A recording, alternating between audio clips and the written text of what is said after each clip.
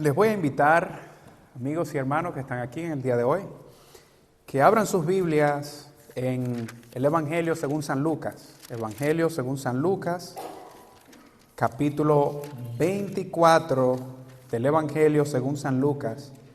Quisiera que me acompañen ahora, cuando usted tenga esta porción de las Escrituras, se ponga de pie y vamos a leer los primeros 12 versículos de esta porción del Evangelio según San Lucas. 24, capítulo 24, verso 1 al verso 12. El Cristo que debemos honrar, dice la palabra de Dios. El primer día de la semana, muy de mañana, vinieron al sepulcro trayendo las especias aromáticas que habían preparado y algunas otras mujeres con ellas. Y hallaron removida la piedra del sepulcro, y entrando no hallaron el cuerpo del Señor. Aconteció que estando ellas perplejas por esto, he aquí que se pararon junto a ellas dos varones con vestiduras resplandecientes. Y como tuvieron temor y bajaron el rostro a tierra, les dijeron: ¿por qué buscáis entre los muertos al que vive? No está aquí, sino ha resucitado. Acordaos de lo que os habló cuando aún estaba en Galilea, diciendo: es necesario que el Hijo del Hombre sea entregado en manos de hombres pecadores, y que sea crucificado y resucite al tercer día. Entonces ellas se acordaron de sus palabras, y volviendo del sepulcro, dieron nuevas de todas estas cosas a los 11 y a todos los demás. Eran María Magdalena y Juana y María, madre de Jacobo, y las demás con ellas, quienes dijeron estas cosas a los apóstoles. Mas a ellos les parecían locura las palabras de ellas, y no las creían. Pero levantándose Pedro, corrió al sepulcro, y cuando miró dentro, vio los lienzos solos, y se fue a casa maravillándose de lo que había sucedido. Oremos. Amado Dios, Padre, en el nombre de Jesús, rogamos, Señor Dios, para que en este momento tu dirección, Señor, tu gracia, Padre, tu consuelo, el consuelo del Paracletos, del que está a nuestro lado, Señor, sea animando nuestros corazones, sea dirigiendo nuestras vistas, nuestras almas hacia la cruz de Cristo en este momento y hacia su obra redentora. Esto te pido, Señor Dios, que tú lo hagas sobre cada uno de los presentes en este día, en el nombre de Jesús. Amén. Pueden sentarse, hermanos. Unas de las frases más célebres entre los ateos de los últimos siglos ha sido la frase del filósofo alemán Friedrich Nietzsche: Dios ha muerto.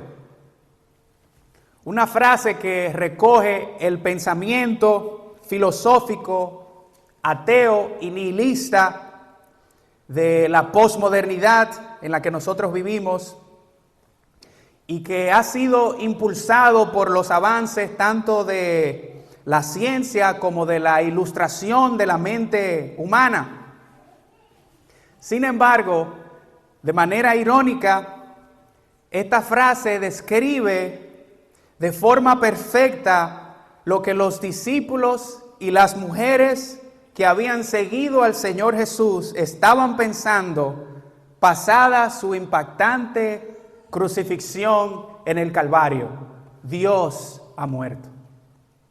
Los discípulos pensaron que aquel a quien ellos habían confesado como el Cristo y aquel a quien ellos mismos habían oído decir, probablemente hasta en sus últimas semanas, que Él y el Padre eran uno, y a quien vieron hacer todas estas señales de las que nos hablan los evangelios, al mismo Hijo de Dios hecho hombre, como también le confesó Pedro, pensaron de Él después de su crucifixión que estaba muerto para quedarse muerto. Y por ningún lado se les ocurrió siquiera pensar en lo que el Señor de manera repetitiva les había dicho, que Él resucitaría en el tercer día. Por lo que estos discípulos del Señor todos, la Escritura nos enseña que perdieron las esperanzas. Es más, el pasaje que leíamos de Marcos 16, al principio decía que ellos estaban llorando al muerto. Es por esta razón que cuando el Señor se les aparece a los discípulos que van camino hacia aquella pequeña aldea de Maús y les dicen, le manifiestan al Señor su desesperanza, el Señor le dice a ellos, Lucas 24, 25, le dice: oh insensatos y tardos de corazón para creer todo lo que los profetas os han dicho. Porque al no reconocer que era Jesús el que caminaba con ellos, le abrieron su corazón y le dijeron: nosotros pensábamos que este era el que iba a restituir todas las cosas. Estaban totalmente perdidos.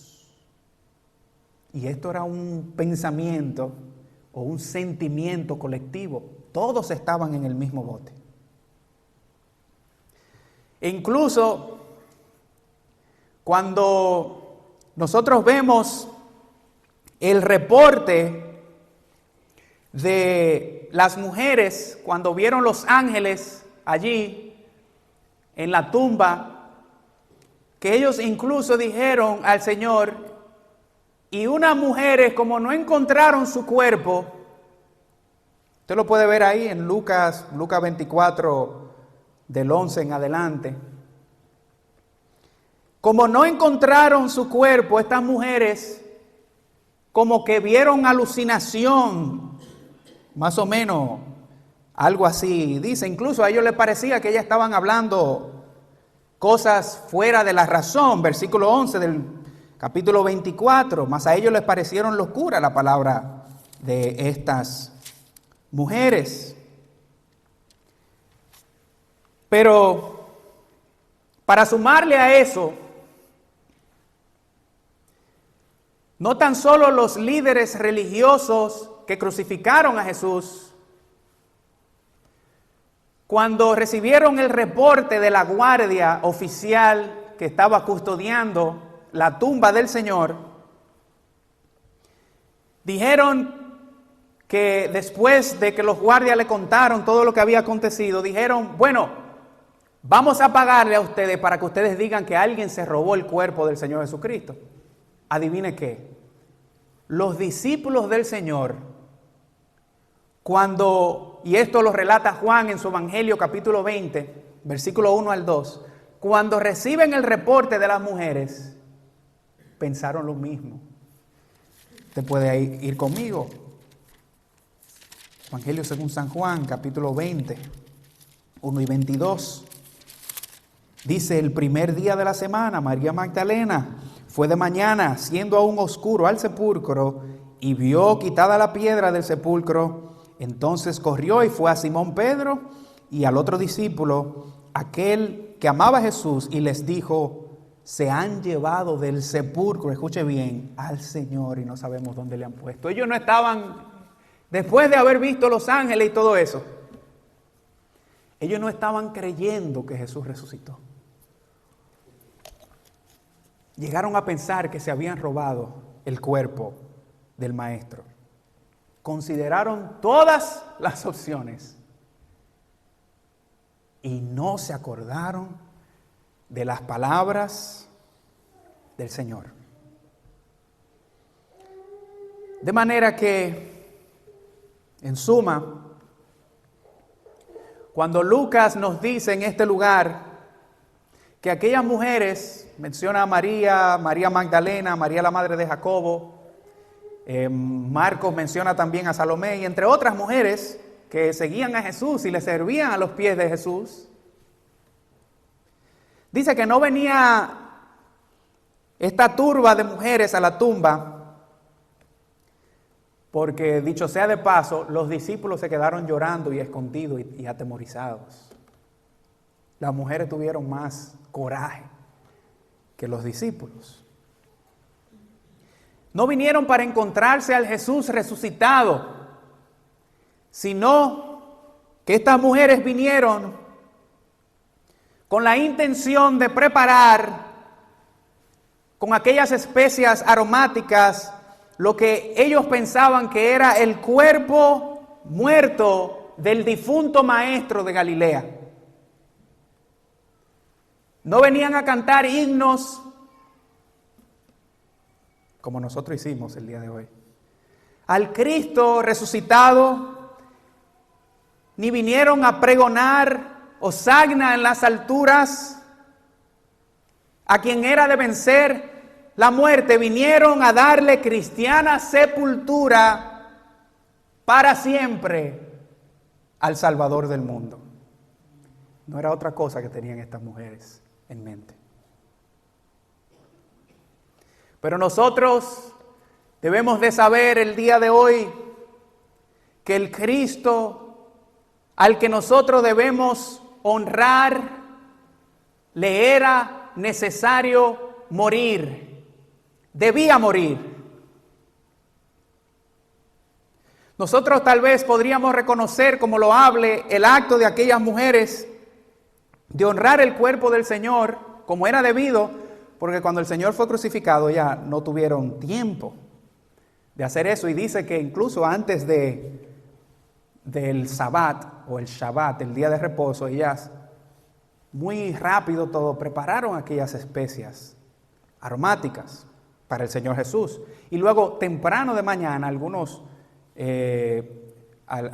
evangelistas dicen que incluso no había salido el sol. Cuando llegaron, dicen otros, ya había salido el sol. O sea, estas mujeres estaban esperando para preparar el cuerpo del Señor Jesús. Pero ¿qué nos dice eso a nosotros?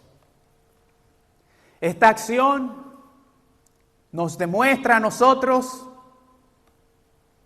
de forma tácita que ellos no tan solo pensaban que Jesús estaba muerto, como ya hemos dicho, sino que ellos no habían entendido ni habían creído lo que Jesús le había dicho acerca de su muerte y su resurrección. No lo habían entendido, ni lo habían creído.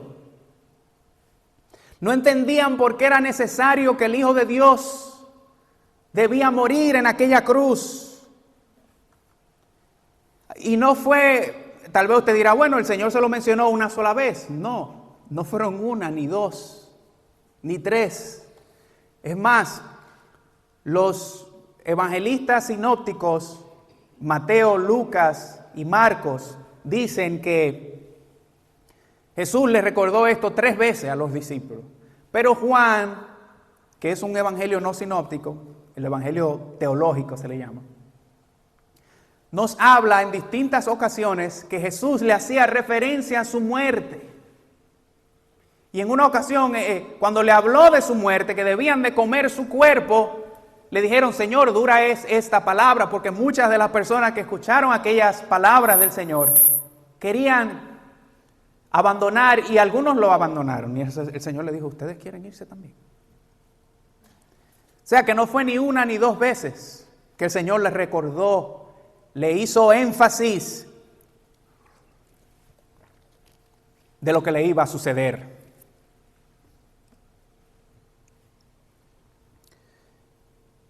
Es más que Lucas nos da un detalle específico, nos da dos detalles a nosotros.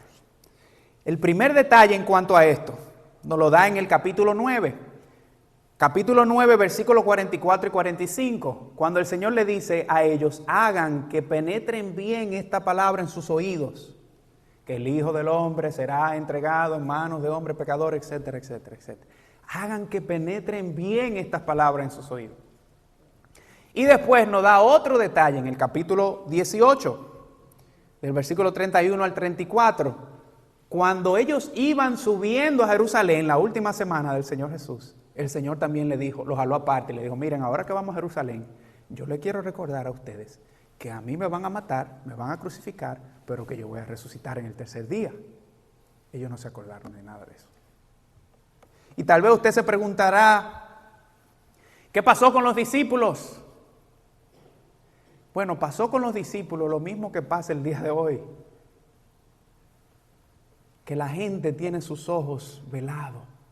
La Escritura nos dice a nosotros que eso era lo que pasaba con estos hombres. No podían entender porque sus ojos estaban velados. No podían comprender estas palabras del Señor. Versículo 34 del capítulo 18, pero ellos nada comprendieron de estas cosas y esta palabra les era encubierta y no entendían lo que le decían. Y aquí queremos decir que cuando la Escritura nos dice que ellos tenían velado el entendimiento, luego es el mismo Lucas quien nos habla en el capítulo 24 al final de este capítulo y nos dice que cuando el Señor reprochó por última vez a estos discípulos, dice que le mostró por las Escrituras que era necesario que el Hijo del Hombre fuese desechado. Y adivine qué pasó. Le abrió el entendimiento. Pudieron comprender. Para usted comprender esa obra de Jesucristo y usted comprender, ay, ¿por qué que esos cristianos son tan fanáticos como dice la gente? Usted tiene que encontrarse personalmente con el Cristo vivo y tener una experiencia con Él. Y Él va a abrir sus ojos y le va a dar el entendimiento. Y hasta que eso no ocurra, usted va a estar más perdido que los discípulos. ¿Cómo es que dice el dicho? ¿Más perdido que quién? ¿En dónde? Hay muchos dichos al respecto. Yo estaba haciendo memoria de otro, pero está bien. Más perdido que Belén con los pastores, ¿no es que dice? Bueno. Hermanos, lo que a nosotros nos importa el día de hoy, volviendo al tema, es que así como los discípulos del Señor no comprendieron en aquel momento, por lo que ya hemos dicho, nosotros podemos ver cómo la gente, cuando llega esta temporada de la Semana Santa, no tan solo muestra no comprender en qué consiste la conmemoración de este tiempo, sino que lo tergiversan. Y es por esto que nosotros vemos muchas personas que buscan honrar a Dios, entre comillas, llevando a cabo rituales vacíos, como las distintas procesiones que nosotros vemos en la televisión, que toman lugar en distintos lugares del mundo y que incluyen flagelaciones, personas que se autoinfieren dolor, toman un látigo, etc. y que de manera estéril buscan imitar o emular el sacrificio y la muerte del Señor Jesucristo de manera estéril. ¿Usted sabe por qué? Porque no es así que debemos honrar la muerte del Señor Jesucristo. De manera estéril porque Cristo no murió para que la persona lo recordaran una vez al año. Entonces, ¿para qué fue que murió Cristo? ¿Cuál es el significado de la cruz de Cristo? ¿Cuál es el significado de su sacrificio? ¿Qué significa? ¿Por qué era necesario que el Cristo muriera conforme a las Escrituras? Esa es la pregunta que nosotros nos debemos hacer. Lo primero es que era necesario que Cristo muriera, como enseñan las Escrituras, para, escuche bien, quitar el pecado de los hombres. Es por esto que cuando Juan el Bautista vio a Jesús, que no lo había visto todavía, sabía de él, conocía que su ministerio era para preparar el camino para Jesús. Cuando lo vio, sus ojos brillaron y en aquel momento tuvo una revelación de parte de Dios. Y la palabra de Dios nos dice que exclamó diciendo, yo imagino que la gente pensaron que Juan el Bautista estaba loco. He aquí el Cordero de Dios que quita el pecado del mundo. Juan 1:29. Y esto nos indica a nosotros que es Cristo quien puede quitar el pecado. No hay rito, no hay actos humanos que nosotros podamos llevar a cabo, esfuerzos humanos que puedan limpiar el pecado aparte del sacrificio de Jesucristo. Yo creo que todos entendemos aquí que somos pecadores, ¿verdad?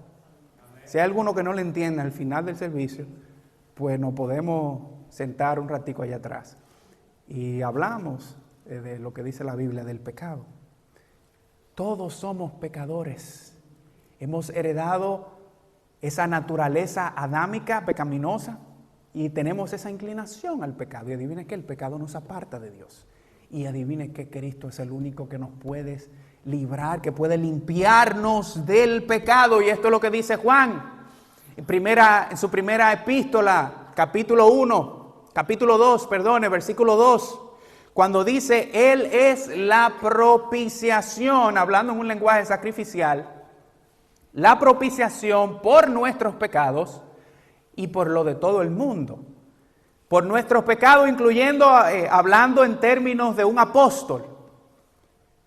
Que para especificar, Cristo nada más nos murió por los apóstoles, ni por lo que le seguían cuando Él estaba vivo.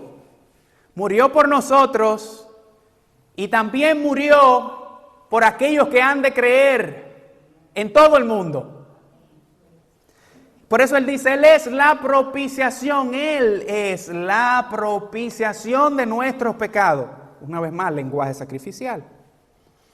Y es en Primera de Pedro, capítulo 1, versículo 18 y al versículo 21, que Pedro nos lo dice a nosotros con otro tipo de lenguaje, con un lenguaje comercial de la época. Nos dice a nosotros, sabiendo que fuisteis rescatados de vuestra manera de vivir, de vuestra vana manera de vivir, la cual recibisteis de vuestros padres, no con cosas corruptibles como oro o plata, sino con la sangre preciosa de Cristo, como de un cordero sin mancha y sin contaminación, ya destinado de antes de la fundación del mundo. Fuiste rescatado, rescate, propiciación. Él es la paga por nuestro pecado. La propiciación, Él es el chivo expiatorio, el cordero que se inmolaba allí en el altar de los sacrificios en el Antiguo Testamento, pero también es la paga que se daba por los esclavos para liberarlo a ellos de aquel estado de esclavitud. Él es el rescate, mucho más precioso, dice, que el oro o plata. Y yo te quiero decir el día de hoy que si tú no tienes a Cristo en tu corazón, tú puedes clamar a Él, porque Él ya pagó el rescate por tu vida. El día de hoy puedes decirle: Señor, yo quiero que esa salvación, que ese sacrificio de Cristo también se aplique a mi vida. Yo quiero que ese rescate que tú pagaste por mí en la cruz del Calvario también se aplique a mi vida. Y si nosotros no decimos eso, óigame, nadie es cristiano, nadie se convierte en un cristiano sin antes decir esas palabras al Señor. Tú eres la propiciación por mis pecados. Porque es la propiciación de los pecados por nuestros pecados del Señor Jesucristo lo que nos da a nosotros paz con Dios. Pero también debemos de saber que Cristo murió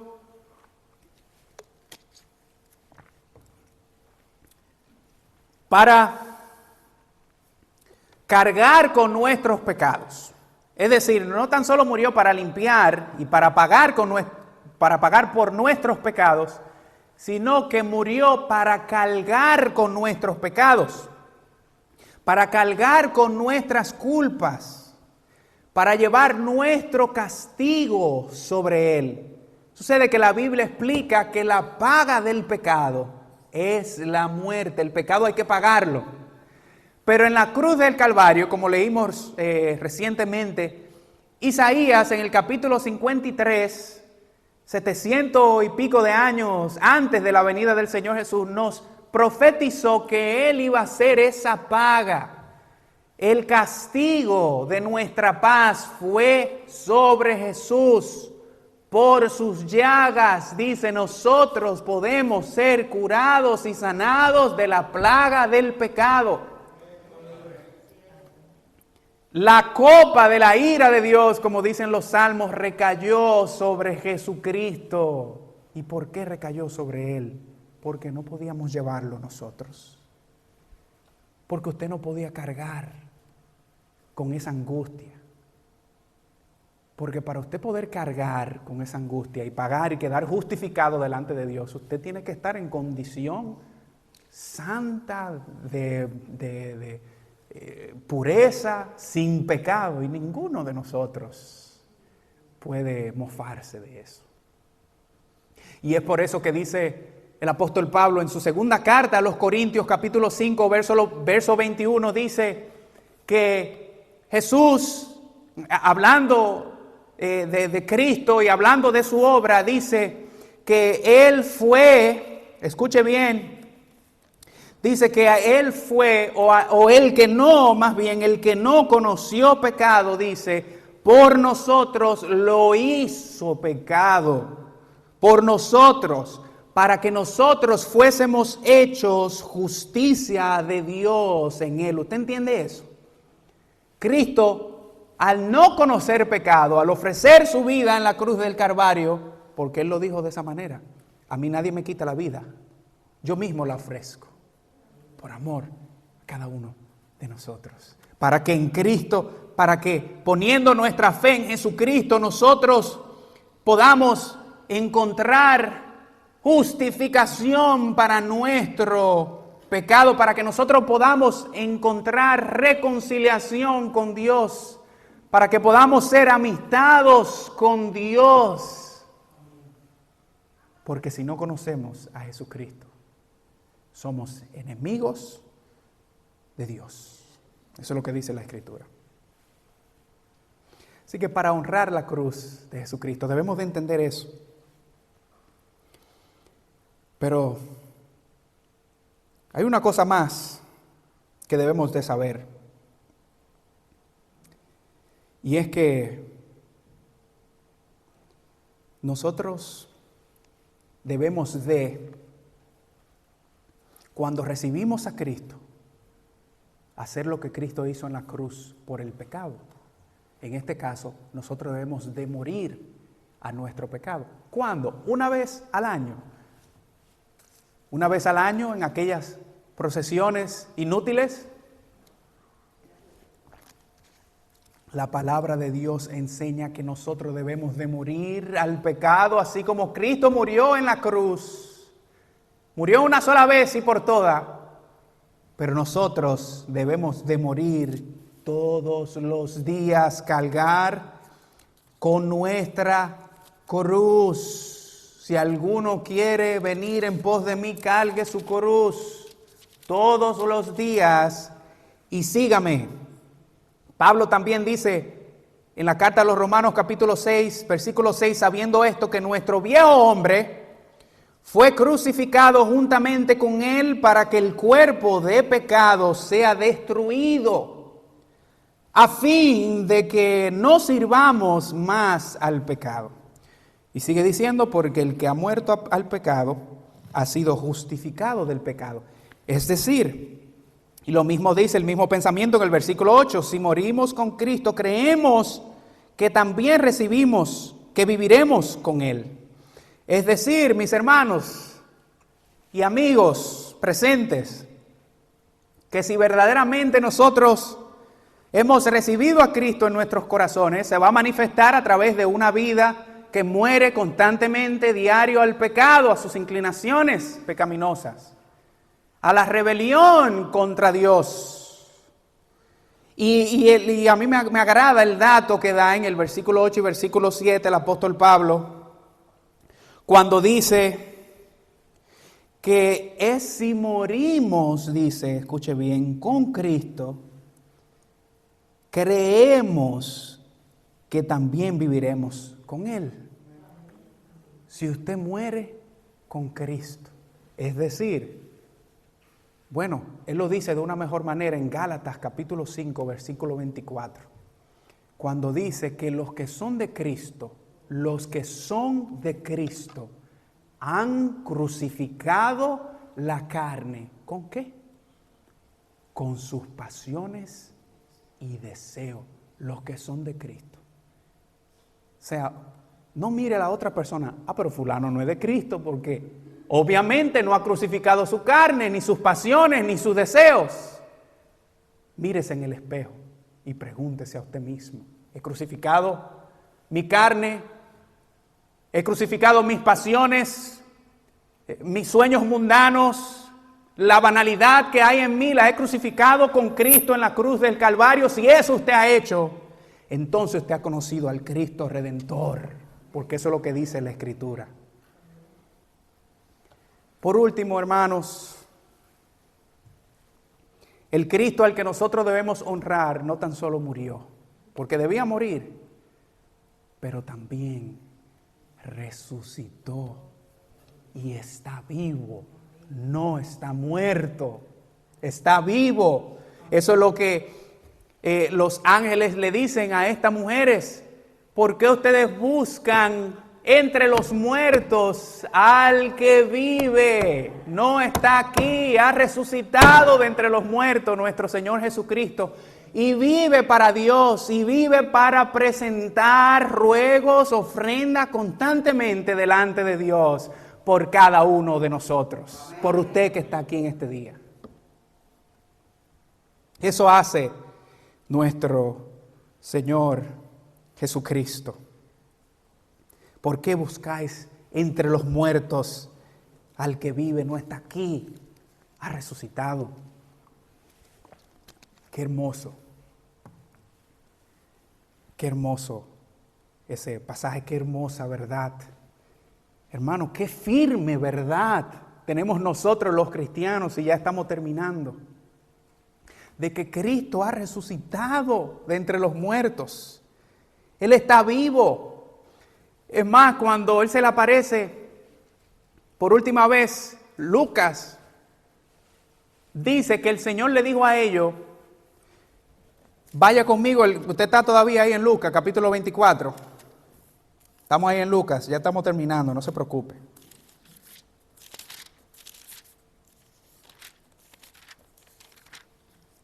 Mire lo que el Señor le dice a estos discípulos en el versículo 38 y el versículo 39. Por su incredulidad le dice a ellos, ¿Por qué estáis turbados y vienen a vuestros corazón estos pensamientos? Mirad, le dice, mis manos y mis pies, que yo mismo soy yo. Ellos todavía lo están viendo y no están creyendo que es Él. Dice, palpad y ved, porque un espíritu no tiene carne. Para los que discuten si el Señor resucitó en carne o si fue un fantasma que ellos vieron. Mire lo que le dice, no tiene ni carne ni hueso un espíritu, pero vengan y toquen aquí. Resucitó en un cuerpo glorificado y resucitó para sentarse a la diestra de Dios, para reinar hasta que todos sus enemigos sean puestos por estrado de sus pies. Usted podrá decir, pero óyeme, si Cristo resucitó, entonces hay esperanza de resurrección. Claro que hay esperanza de resurrección. Sin Cristo no hay esperanza de resurrección. No sabemos lo que hay después de la muerte, pero con Cristo sí lo sabemos. Y es por eso que el apóstol Pablo en 1 Corintios capítulo 15, algunos que refutaban la resurrección del Señor Jesucristo, le dice a estas personas, bueno, si Cristo no resucitó, nosotros somos los más dignos de conmiseración de los hombres. Vana es nuestra predicación, vana es nuestra fe.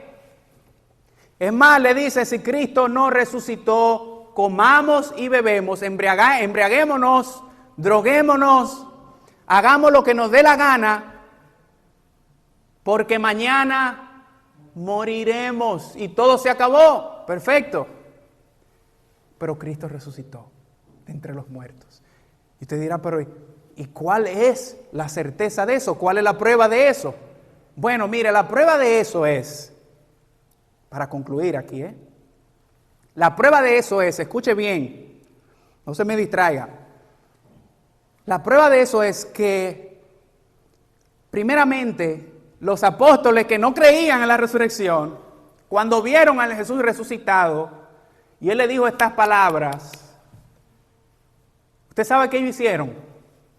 La mayoría murieron por Cristo, fueron martirizados por causa del Evangelio. Pablo, Pedro, Juan, algunos crucificados, otros decapitados, sufrieron persecución, algunos lo ahorcaron. Usted va a morir por un mensaje que es falso. Usted va a morir por un mensaje que es mentira, que no es cierto. Por eso el apóstol Pablo le dice, no tan solo tenemos esa verdad, sino dice, tenemos el testimonio de los apóstoles, incluyéndome a mí, a quien se me apareció al final, pero también, y este dato es sumamente importante, tenemos la información, y se lo dice a ellos cuando él estaba en vida, que ellos podían verificar eso, le dice, tenemos el dato, sabemos de 500 hermanos que lo vieron simultáneamente a la misma vez, lo vieron resucitado. Óigame, si eso es mentira, escuche bien, si ese dato es mentira, ahí mismo en el capítulo 15 de 1 Corintios, versículo 3, para que usted sepa que eso lo dice la Biblia. Porque primeramente os he enseñado lo que asimismo recibí, que Cristo murió por nuestros pecados conforme a las Escrituras, y que fue sepultado y que resucitó al tercer día conforme a las Escrituras, y que apareció a Cefas y después a los 12, después apareció a más de 500 hermanos. ¿Cuándo? A la vez. Hermanos, miren, ningún dato de la historia clásica que nosotros conocemos cuenta con tal semejante plétora, número de testigos de nada de lo que la historia clásica afirma. Y si este dato de la resurrección de Cristo es falso, entonces la historia clásica que nos han contado a nosotros es un cuento de hadas. No existe. Porque no tan solo está este dato del cual hemos hablado, sino que también están las fuentes, hermanos, de esos años.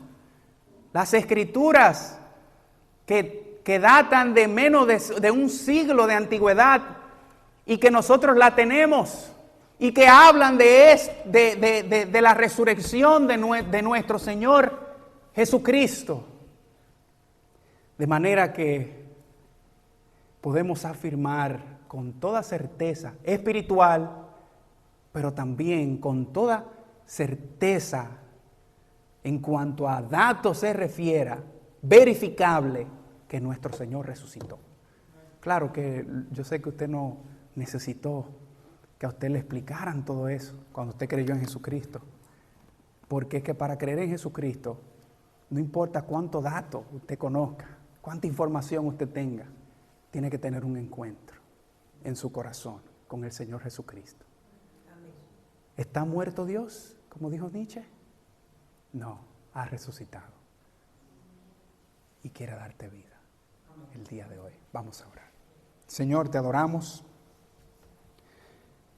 Oh Padre, exaltamos tu cruz, tu obra por nosotros, Señor Dios. Damos gracias, Señor, por el Cristo resucitado. Ahora no vivo yo, mas vive Cristo en mí. Y lo que ahora vivo, lo vivo aquí en esta carne, en la fe del Hijo del Hombre, quien me amó y se entregó a sí mismo por mí. Oh Señor, en este día nosotros rogamos para que ese Cristo vivo, que vive en el creyente, también sea obrando resurrección de vida de entre los muertos, Señor, de los que no han conocido, que están, como dice la Escritura, ahora mismo muertos en sus delitos y pecados, alejados de Dios, alejados de tus planes, de tu propósito, Señor. Nosotros rogamos que si hay alguien aquí en este lugar que no te ha conocido, que tú tengas en bien manifestarte. En esta hora, Señor, te lo pedimos. En el nombre de Jesús. Y